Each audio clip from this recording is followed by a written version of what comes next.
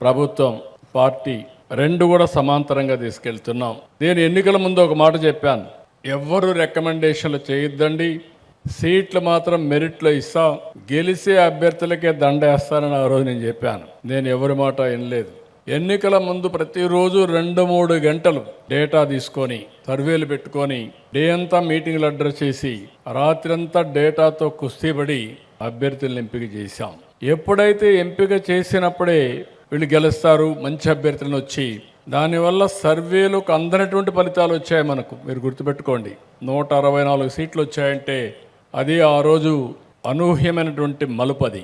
ఇప్పుడు కూడా నేను ఒక పని చేస్తున్నాను, ఆల్ ఎమ్మెల్యేస్ అంతా జాతకాలన్నీ రెడీ చేసుకుంటున్నా, మీ జాతకాలు కూడా రెడీ చేస్తున్నా, ప్రభుత్వ యంత్రాంగం జాతకాలు కూడా రెడీ చేసుకుంటున్నా.